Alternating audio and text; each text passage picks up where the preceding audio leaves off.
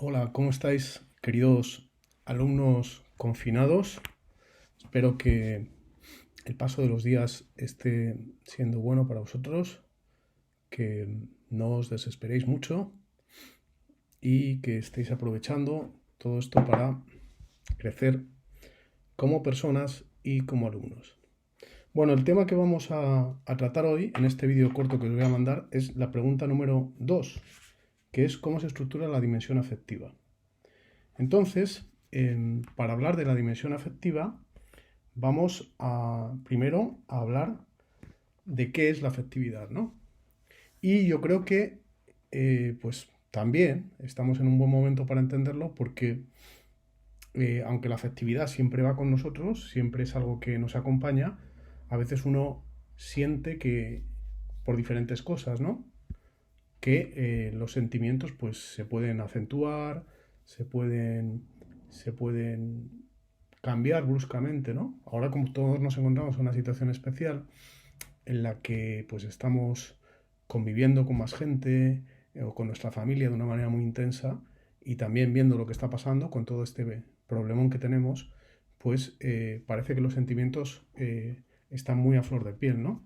Uno se puede emocionar o enfadar pues casi de un día para otro o incluso en unas horas, ¿no? Con un enfado de una familia por una tontería o emocionándose porque ha visto que la gente aplaude a los médicos. O ponerse nervioso, ¿no? Por ejemplo, en este momento, en la parte de arriba, hay una vecina que está aspirando y lleva como 2 horas o 3 horas aspirando. No, estoy exagerando. Pero bueno, es un tema que uno lo escucha, es un pitido, no sé si lo oís, y uno tiene que hacer un ejercicio de control de sí mismo. Bueno, pues, ¿por qué os cuento esto? Porque para entender que la afectividad es algo que nos afecta, de ahí viene la afectividad, es algo que no depende enteramente de nosotros, nosotros no somos enteramente dueños de nuestros sentimientos, podemos hacer algo con ellos, pero en principio es algo que recibimos exteriormente o que impacta en nosotros y que viene de cosas exteriores, a veces ajenas, otras veces cambios en nuestro metabolismo o la aspiradora de arriba. Bueno, entonces la primera cosa que os quiero contar es que la relación que existe tan cercana entre cuerpo y espíritu es una relación en la cual se entiende muy bien en el mundo afectivo. Mm, Se ve que somos un sistema, como se explicaba en sociología el año anterior, y que las cosas que le pasan a mi cuerpo también inciden en mi espíritu, ¿no? Y van dejando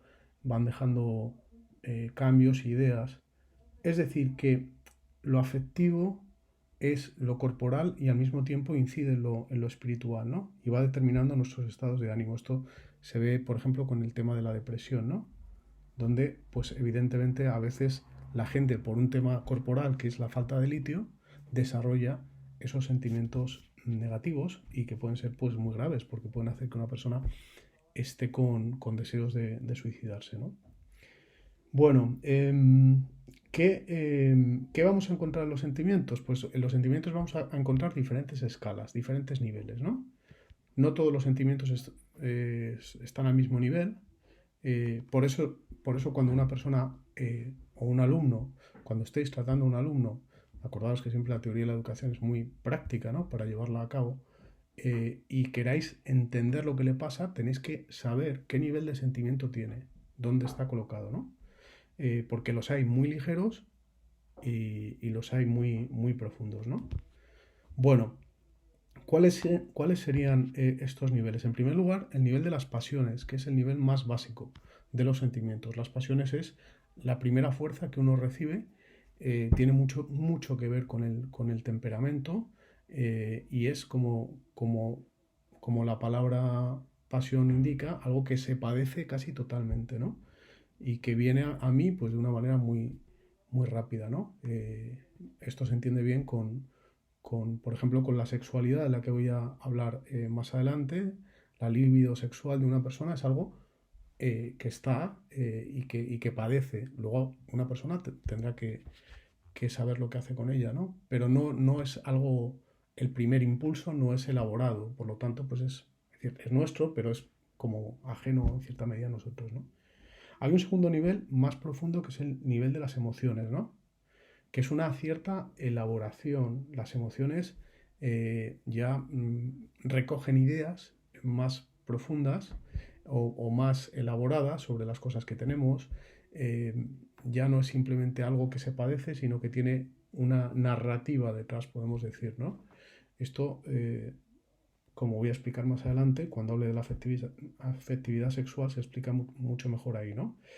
Y por último, los sentimientos. Ya son los sentimientos que dentro de ellos vamos a tener diferentes niveles también, pero en el mundo de lo sentimental encontramos ya toda una estructura también de ideas, de imágenes, de recuerdos que ya conectan de manera mucho más profunda con lo que somos, ¿no?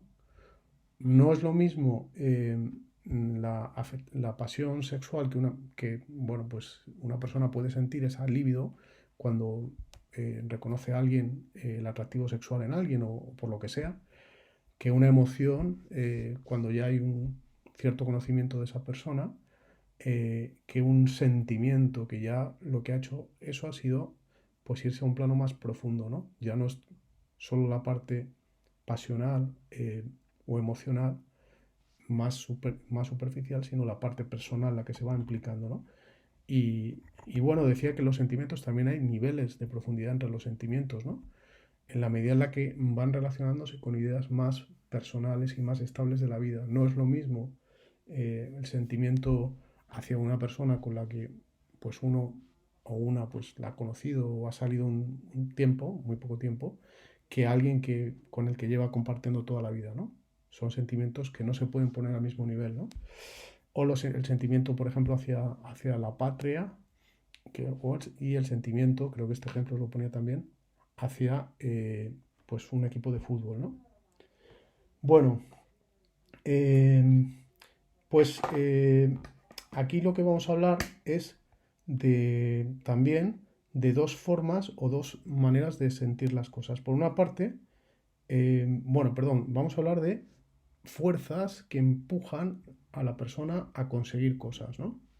Por una parte, dentro de los sentimientos se encuentran aquellos relacionados con el apetito concupiscible, que es el bien, la búsqueda del placer de las cosas, ¿no?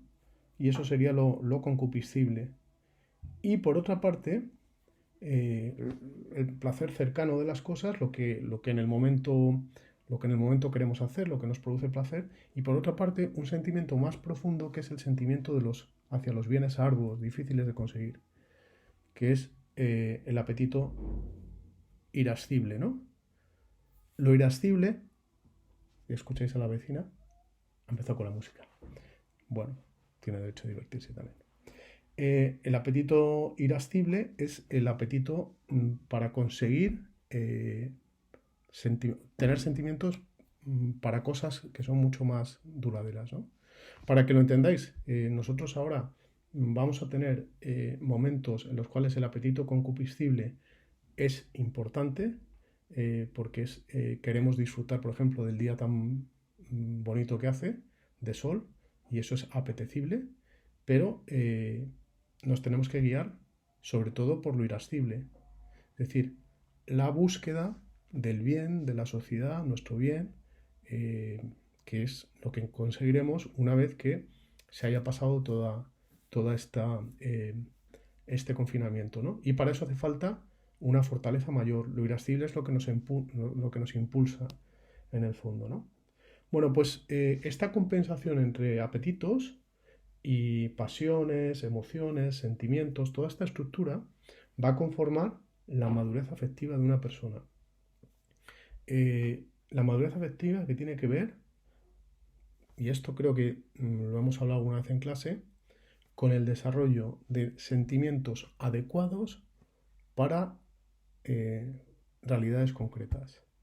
Es decir, la madurez no es un tema que se corresponda con una edad determinada. Es verdad que hablamos el inicio de la madurez, por ejemplo, ¿no? Se dice que una persona es madura a partir de los que será 40 años, ¿no? Bueno, pues se habla de esa madurez de los 40 45 hasta los 65 años y luego empieza la vejez.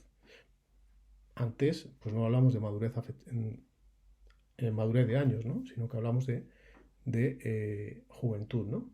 Pero en realidad el concepto de madurez nosotros lo vamos a aplicar a cualquier edad y sobre todo a la edad de nuestros alumnos, ¿no? ¿Qué es una persona madura? ¿Qué es un alumno maduro? Afectivamente es aquel alumno que tiene la capacidad adecuada, conforme a la realidad, de desarrollar una serie de sentimientos. ¿Qué es lo que pasa, por ejemplo, cuando hay inmadurez? Pues que hay exageración. Hay una cosa que se llama histrionismo, ¿no? Es una persona que exagera sus comportamientos, que grita, que quiere llamar la atención. O también se puede dar una cierta inmadurez cuando hay una excesiva rigidez afectiva y la persona no quiere sentir cosas o se bloquea, ¿no? Pues eso también puede ser motivo de inmadurez, ¿no? Repito, una persona, un alumno maduro, vosotros y yo, cuando actuamos con madurez, lo que estamos haciendo es actuar conforme a la realidad, el sentimiento más adecuado, que es el sentimiento que más puede servir, ¿no? Una persona ante la muerte de alguien que tiene un sentimiento de tristeza, ante una buena noticia de alegría, ante un sentimiento de algo que se ha caído de un árbol, pues en principio indiferencia, ¿no? ¿No? Hay todo un orden, ¿no? Bueno, pues eso es lo que tenemos que conseguir, ¿no? Cuando estamos educando a una persona. Bueno, y otra idea que tiene que ver con la madurez, estoy viendo que a lo mejor voy a tener que subir 2 vídeos otra vez porque luego quería dedicarme al tema de la afectividad sexual, que es parte de esta pregunta, pero ya estoy casi en el minuto 12. Así que, bueno, vamos a ver. Otra parte interesante es el tema de la autoestima. La autoestima, pues es una cosa que se maneja mucho en el mundo educativo y tiene que ver con el aprender a quererse, enseñar a la gente, a los alumnos, a que se quieran adecuadamente. La autoestima bueno, no hay que entenderla simplemente desde el plano motivacional, sino yo creo que hay que profundizar en un plano más de conocimiento profundo de lo que uno es. Quiere decir que muchas veces en el mundo educativo nos hemos encontrado esta exageración hacia el tema de la afectividad como algo, hacia el tema de la autoestima como algo que hay que desarrollar en cada alumno, ¿no? Y muchas veces yo creo que hay que enseñar a la gente a veces a que no se quiera tanto, porque hay una cierta autoestima que es negativa y hace daño, porque no tiene nada que ver con la realidad y es una autoestima que en el fondo pues refleja inmadurez. Entonces, tenemos que tener en cuenta la autoestima como la motivación, como todas estas cosas que vosotros los psicólogos, os mando un saludo, conocéis bien. Estáis sentados ahí a la derecha de clase, ahí os estoy viendo a todos sonriendo, veo vuestras caras y tal. Bueno, vosotros conocéis bien esto, ¿no? Pero el mundo psicológico, yo siempre insisto que no es el mundo más profundo de la persona, es un reflejo, ¿no? Lo digo porque se entiende bien, una persona puede tener una autoestima muy alta y sin embargo ser una persona muy madura, porque es exagerado, ¿no? La autoestima que tiene. Bueno, de hecho, cuando se da este tipo de trastorno psicológico que se llama ser maníaco depresivo, la gente cuando está en fase de manía, pues lo que demuestra es una autoestima que se come el mundo. Pues es una autoestima exagerada. ¿Me entendéis lo que quiero decir? La autoestima tiene que ir a un paso más allá. Bueno, voy a cortar este primer vídeo. Le vamos a llamar vídeo 1.2. Vídeo 2.1 y dentro de un rato, voy a empezar a subirlo y voy a grabar simultáneamente ahora el segundo vídeo que va a ser bastante más corto.